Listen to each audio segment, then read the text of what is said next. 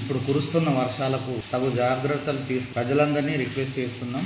నిన్న అర్ధరాత్రి నుండి ఆర్మూర్ మండలంలో విస్తారంగా వర్షాలు కురుస్తున్నాయి. ప్రజలందరూ తీసుకోవాల్సిన జాగ్రత్తలు ఏంటంటే, ఎక్కడైతే కరెంట్ పోల్స్, తెగిపడిన వైర్స్, ట్రాన్స్ఫారమ్స్ వాటికి దగ్గరికి వెళ్లకుండా దూరంగా ఉండాలి. చెరువులు, కుంటలు, వాగులు, నదులు అటువైపు ప్రజలు వెళ్ళకూడదు. ఎవరైనా చేపలు పట్టే వాళ్ళు కూడా వెళ్లకుండా ఉండాల్సిందిగా కోరుచున్నాం. శిథిలావస్థలు, పాత ఇళ్లలో ప్రమాదకరంగా ఉన్న ఇళ్లను గుర్తించి ప్రజలు వాటిని ఖాళీ చేసి వారికి వేరే పునరావాసము చూసుకోవాల్సిందిగా కోరుతున్నాం. ఒకవేళ అట్లాంటి పునరావాసము లేనట్లయితే వాళ్ళకు ఇబ్బందిగా ఉంటే ఆ గ్రామ పంచాయతీ కార్యదర్శులను సంప్రదిస్తే వారికి షెల్టర్ కూడా ఏర్పాటు చేయడం జరుగుతుంది. ఇవన్నీ కూడా ప్రజలు జాగ్రత్తలు తీసుకోవాలి. మన అడిషనల్ కలెక్టర్ లోకల్ బాడీ గారు ఎంపీడీఓ ఆఫీస్ ను విజిట్ చేయడం జరిగింది. Surprise visit. వారు కూడా ఇక్కడ వర్షాల వల్ల మండలంలో పరిస్థితి ఏ విధంగా ఉందని సమీక్షించడం జరిగింది. అడిగి తెలుసుకున్నారు ఇక్కడ ఎలా ఉన్నది వర్షాల వల్ల. అంటే ఇప్పుడైతే పరిస్థితి కంట్రోల్లో ఉందని, సిచ్యువేషన్ కంట్రోల్లో ఉందని సార్ వివరించడం జరిగింది.